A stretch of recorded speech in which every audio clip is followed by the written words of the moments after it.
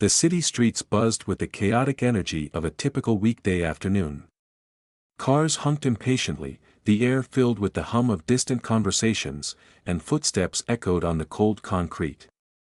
Inside the Grand Stone Bank, however, the atmosphere was eerily tense.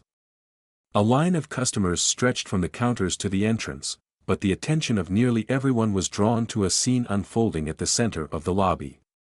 At the heart of it all was 72-year-old Edward Barnes, a retired school principal. His back was slightly hunched, and his weathered hands gripped a cane that looked as if it had seen just as many years of service as he had.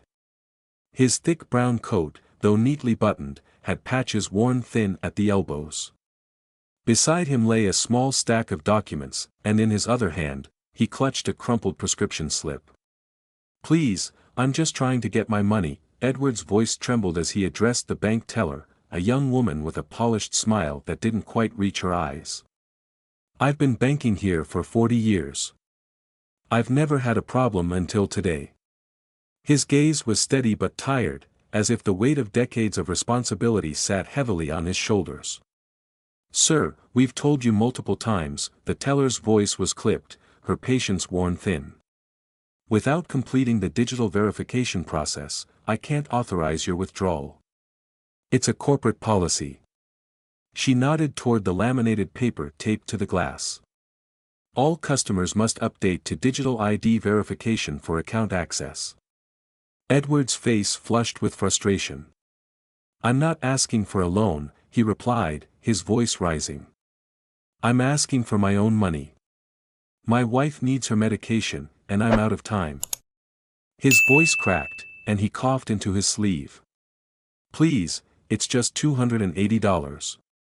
At that moment, two security guards approached. Their broad frames and stone-faced expressions carried an air of finality. "Sir, you're disrupting the customers," said one of them, his hand resting firmly on Edward's arm. "We're going to have to escort you out." "No, wait." Edward's cane slipped from his hand as he stumbled, papers scattering across the marble floor like fallen autumn leaves.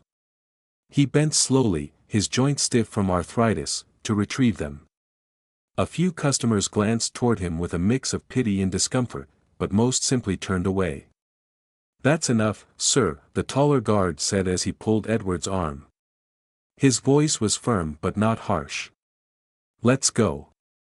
The guards led him through the lobby, his footsteps slow and unsteady, each step a small act of resistance. His cane clattered noisily as it dragged across the floor. Just outside the glass doors of the bank, Edward lowered himself onto a bench, his hands covering his face.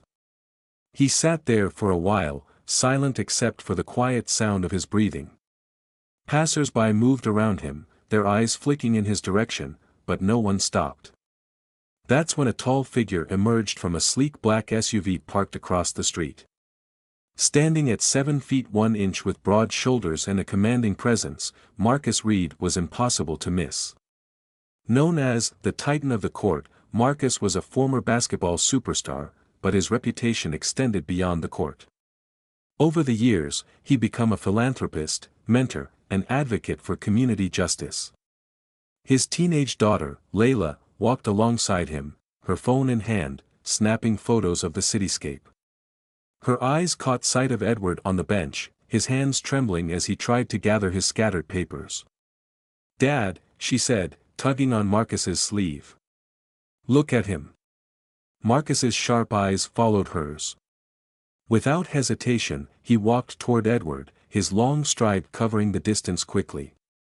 "Sir, you all right?" his deep, resonant voice asked as he crouched next to Edward. Edward's head lifted slowly. His eyes, bloodshot from stress, blinked in confusion. "I'm fine," he muttered, his pride pushing the words from his mouth. But his tone betrayed him. "No, you're not," Marcus said, his tone kind but firm. He helped Edward collect his papers, noticing the prescription slip with his wife's name, Diana Barnes, printed clearly at the top.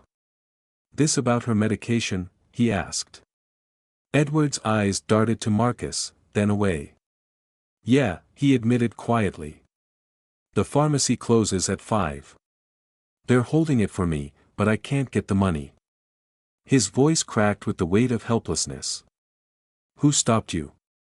Marcus's face hardened as he glanced toward the bank. They wouldn't let you withdraw your own money? Edward's nod was slow but sure. Said I need some digital verification nonsense. I've been banking there since 1982, and now they act like I'm a stranger. Marcus's eyes narrowed. He placed a large hand on Edward's shoulder. Come on, Mr. Barnes. We're going back inside. Layla's phone was already recording. This is going to go viral, she muttered with a smile. The moment Marcus stepped into the bank, the energy shifted. Conversations halted. Phones were raised. The security guard's posture stiffened as Marcus's towering frame walked straight to the teller's counter. Excuse me, Marcus's voice boomed across the lobby, drawing every eye in the room. We're here to make a withdrawal for Mr. Edward Barnes.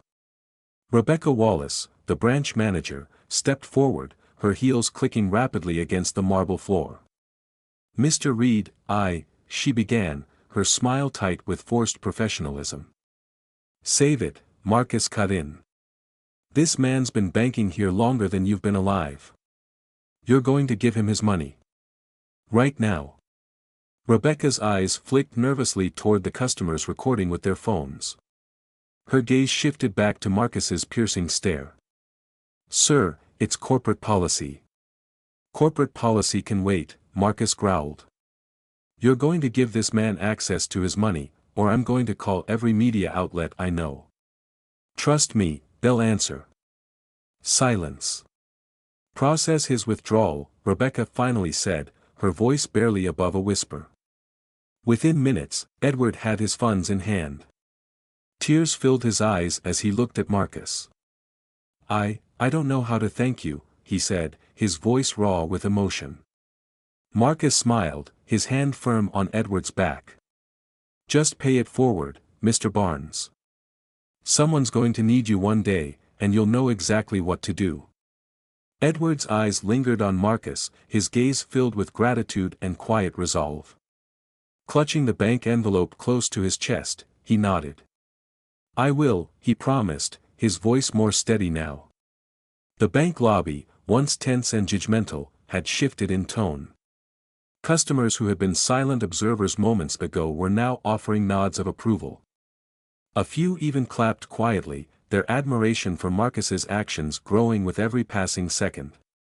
The security guards glanced at each other, their rigid postures softening. Layla lowered her phone, grinning from ear to ear. Dad, this is definitely going viral, she said, her thumbs flying across the screen as she uploaded the video. They're gonna see all of it.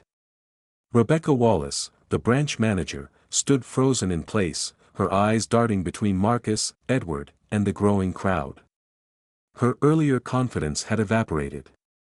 Mr. Reed, she began, her voice lower, almost conciliatory, I appreciate your input today.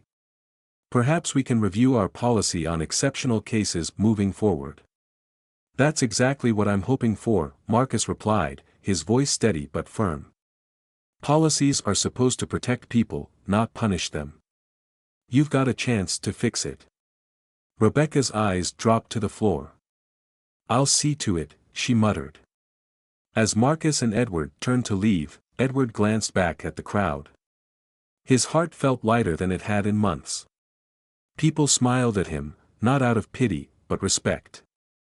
For the first time in a long while, he didn't feel invisible. Layla jogged to catch up with them. Dad, everyone's already commenting, she said, her eyes locked on her phone screen. They're calling you a hero. Marcus shook his head with a small chuckle. I'm no hero, baby girl, he said, pulling her into a side hug. Just doing what's right. As the trio walked back toward the sleek SUV, Edward's pace was different now, steady, upright, proud. He glanced down at the envelope of cash in his hand. It wasn't just money. It was dignity. It was hope. This story isn't just about Edward Barnes. It's about all of us.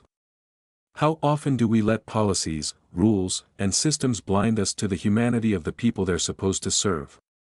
This story shows us that compassion and courage can make all the difference. Sometimes, the strongest statement you can make is to simply stand up for what's right. If this story moved you, tell us your thoughts in the comments. Share a moment when you stood up for someone, or when someone stood up for you. Your story could inspire someone else to do the same.